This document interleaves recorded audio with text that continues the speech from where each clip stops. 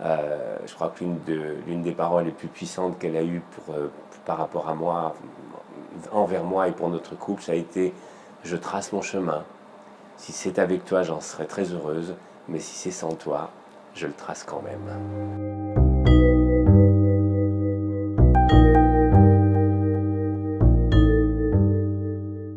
Je suis à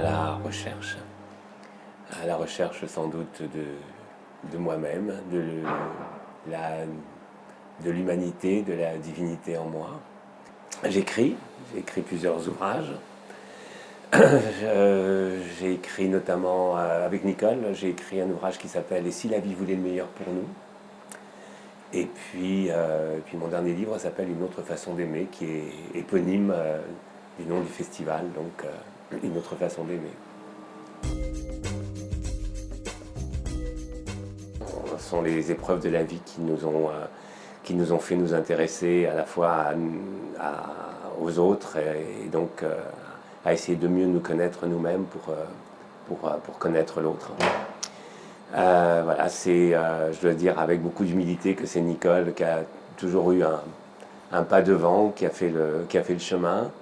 Et donc ça a été une merveilleuse aventure parce que dans la relation de couple, je crois que ça a été pour moi en tout cas, ça a été une école. Ce que nous avons vécu ensemble, ça a été l'école de la vie, l'école où j'ai le plus appris. Cette recherche de qui on est, qui nous donne, j'espère en tous les cas, c'est notre quête, plus de liberté, plus d'autonomie, pour que chacun vive son chemin sans rentrer dans l'espace de l'autre. C'est toute une expérience, ça aussi. Je crois profondément que l'âme recherche toujours le chemin le plus évolutif, que ce soit avec une personne ou avec une autre. Voilà, je reste très très à l'écoute de cette voix intérieure qui peut nous guider à continuer ou pas le chemin.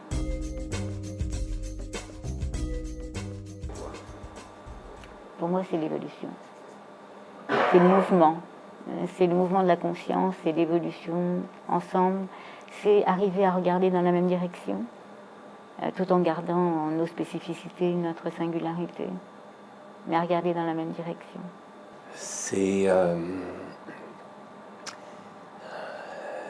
savoir se voir dans le miroir de l'autre, savoir se voir en l'autre. C'est pratiquer au quotidien le non-jugement, l'acceptation de l'autre tel qu'il est. C'est accepter autant que possible de ne pas reproduire des schémas de possession. Et c'est un dépassement permanent.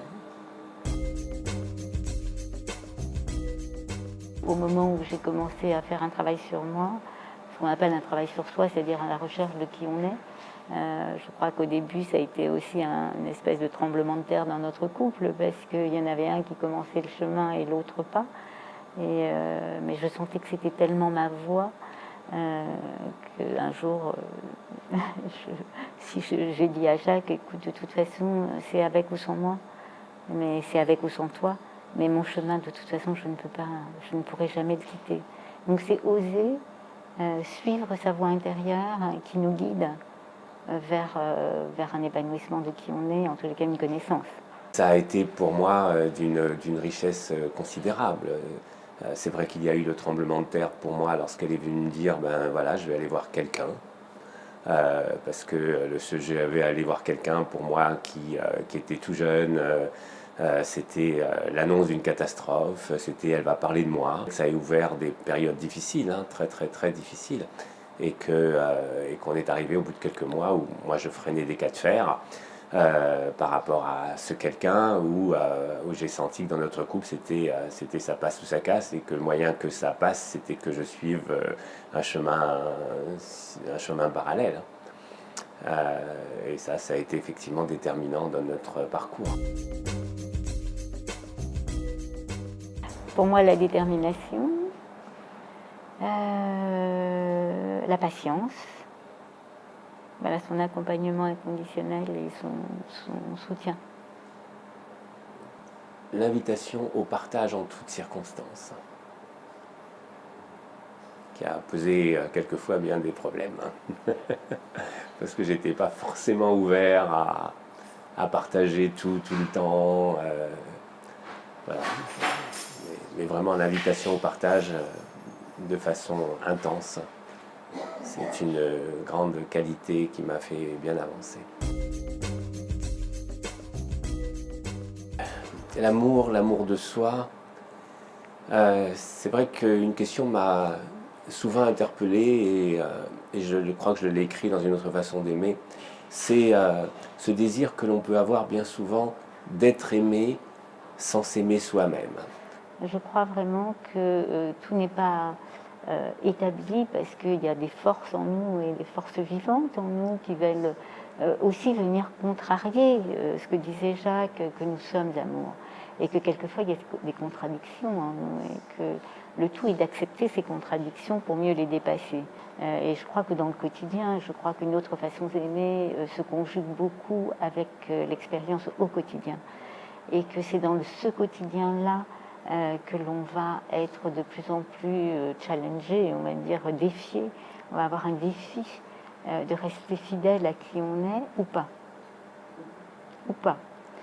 Parce qu'il y a des circonstances où c'est compliqué d'aimer inconditionnellement. C'est compliqué de s'aimer inconditionnellement parce que les culpabilités vont remonter, parce que les peurs vont remonter, parce que les hontes vont remonter. Ce que j'appelle moi les 3 poisons de l'âme, hein, la peur, la culpabilité et la honte. Et que quand elles remontent, eh bien, on ne va pas pouvoir faire semblant qu'elles n'existent pas. On va devoir les accueillir, les vivre et ensuite se repositionner en tant qu'être d'amour.